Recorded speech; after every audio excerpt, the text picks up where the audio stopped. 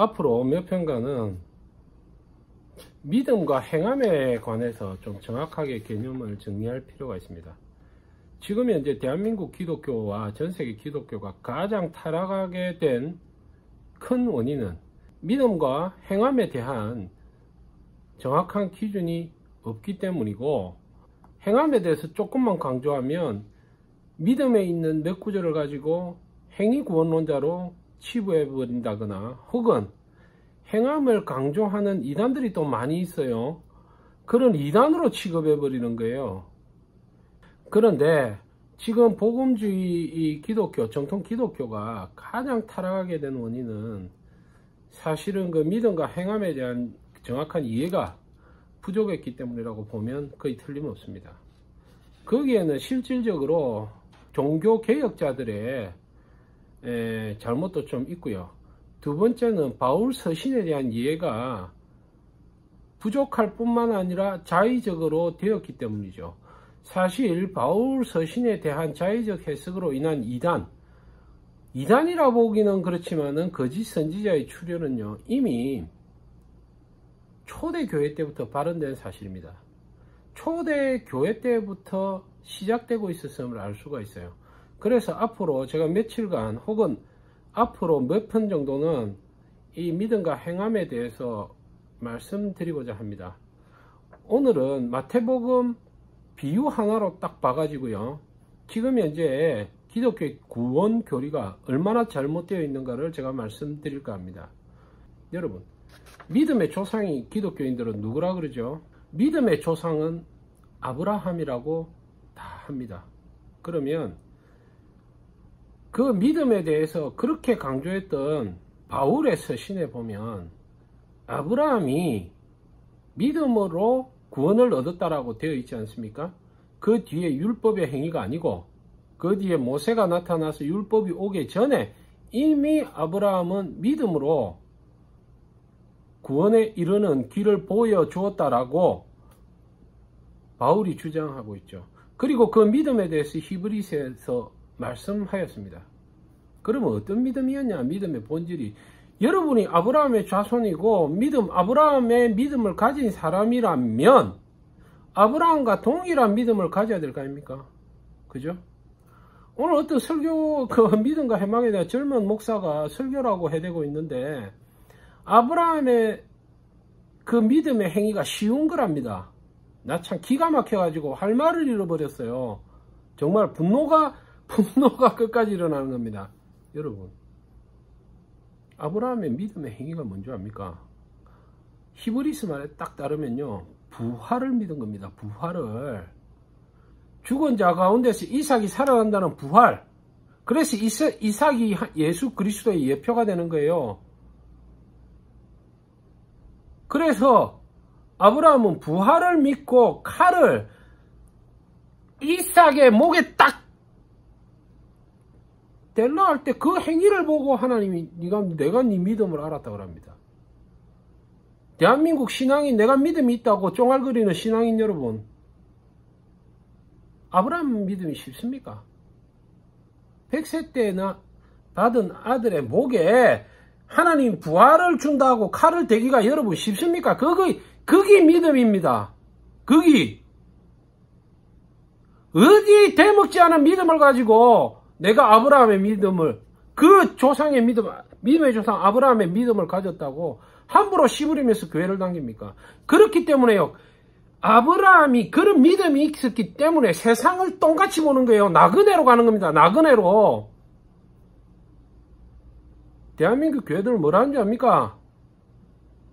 크리스찬들이 세상의 주인이다, 주역이다 합니다. 아닙니다. 나그네입니다. 그게 본질적으로 아브라함의 믿음이 마음에 들어와 있는 사람은요, 세상을 나그네로 삽니다. 세상을 똥으로 보는 거라니까요. 이건 아무것도 아니다. 순식간에 지나가는 찰나에 불과하다. 진짜 세계는 따로 있다. 하나님이 가져온 세계는 그걸 바라보고 나그네로 사는데, 지평수 큰 게 무슨 상관이 있고 자녀가 잘 되면 무슨 상관이 있고. 여러분, 아브라함의 믿음을 가진 자는요, 완전히 세상에 초월해야 됩니다. 그렇지 않으면 믿음이 없는 자죠. 구원 못 받습니다. 그런 믿음을 달라고 기도하세요. 없으면. 세상에 집다까리 넓게 해달라, 세상에 어려운 문제 해달라 기도하는 게 그게 무슨 아브라함의 기도를 가진 사람이라고요. 무슨 그런 개똥 같은 소리가 어디 있습니까? 정말로 내가 답답해서 드리는 말씀이에요. 그게 아브라함의 믿음입니다. 그게 믿음의 본질입니다. 무서운 믿음입니다. 어떤 것을 믿고요, 그게 얼마나 확실하게 믿었으면 자식의 목에 칼을 댑니까?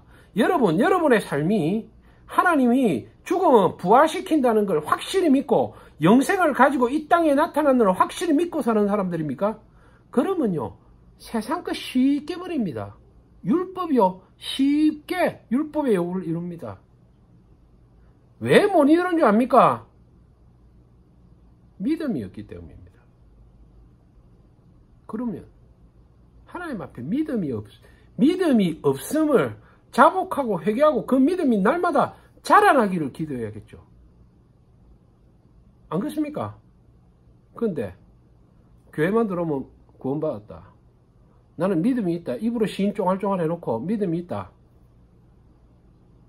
그래놓고 세상 욕심대로 살아가요. 남의 차 좋은 거 있으면 부럽고, 다른 집 자식 신앙 좋은 건 안 부러운데 서울대 간 건 부럽다. 그게 무슨 믿음이 있는 인간입니까? 안 그렇습니까? 그래서 제가 감히 내가 믿음이 있다고 말을 못 하겠는 거예요. 적어도 애통하는 마음은 좀 가져야 될 거 아닙니까? 제가요, 기독교인들한테 씨 뿌리는 자의 비유를 하나 딱 들려드려요. 여러분 잘 아시죠? 읽어드릴게요. 마태복음 13장인가 그렇습니다. 18절, 그런즉 씨 뿌리는 비유를 들으라. 아무나 천국 말씀을 듣고 깨닫지 못할 때는 악한 자가 와서 그 마음에 뿌려진 것을 빼앗나니 이는 곧 길가에 뿌려진 자요. 길가에 뿌려진 자가 있답니다.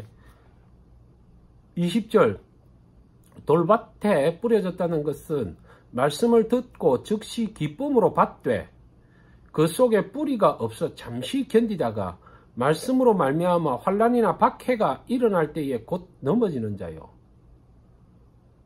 22절, 가시떨기에 뿌려졌다는 것은 말씀을 들으나 세상의 염려와 재물의 유혹에 말씀이 막혀 결실하지 못하는 자요.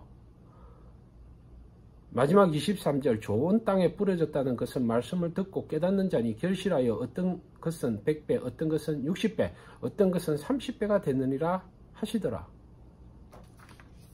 여러분, 씨를 뿌림을 받은 사람이 네 종류가 있어요. 길가 뿌린 자, 이 사람은 악한 자가 와서 마음에 뿌려진 것을 깨닫기 때문에 말씀을 듣고 깨닫지 못하는 자입니다. 여러분, 말씀 꼭 깨닫지 못하면 구원을 받습니까? 그러니까 길가에 뿌려진 구원 못 받죠. 20절, 돌밭에 뿌려진 사람이 있어요. 말씀을 듣고 기쁨으로 받습니다. 여러분 자신이 말씀을 듣고 기쁨으로 받았습니까?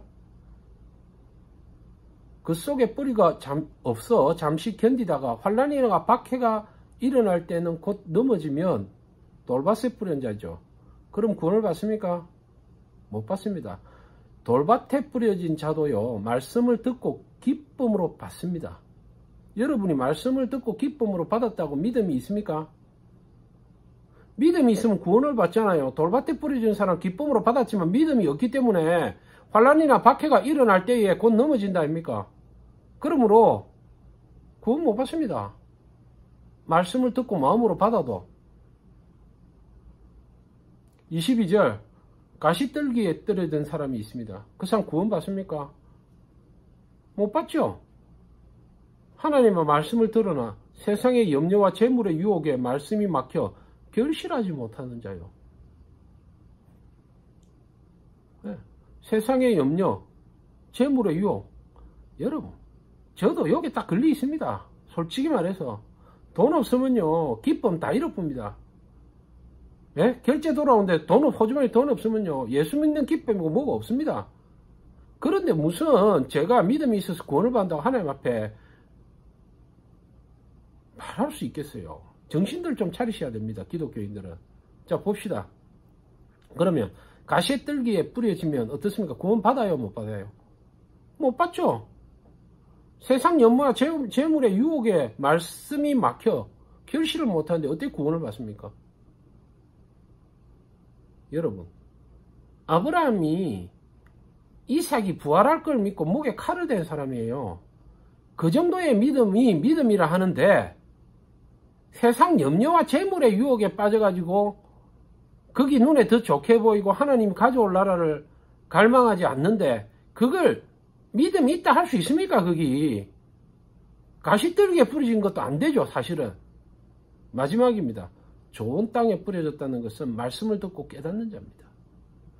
결실하여 어떤 것은 100배, 어떤 것은 60배, 어떤 것은 30배가 되는 이 결실이라는 게 행함이 아닙니까? 행위의 열매를 말하는 거예요. 교회 나왔다고 구원받는 게 아닙니다. 제가 다음 시간에 진짜 율법주의자가 어떻고 정말 은혜주의자가 왜 정말로 율법주의자인지를 제가 말씀을 드릴 거예요. 다시 말씀드릴게요. 가장 은혜를 중요시하는 지금 믿음과 은혜를 강조하는 현재 기독교의 복음은 가장 율법주의자의 복음입니다. 왜 그것이 율법주의자의 복음인가를 제가 다음 시간에 말씀드리도록 하겠습니다. 감사합니다.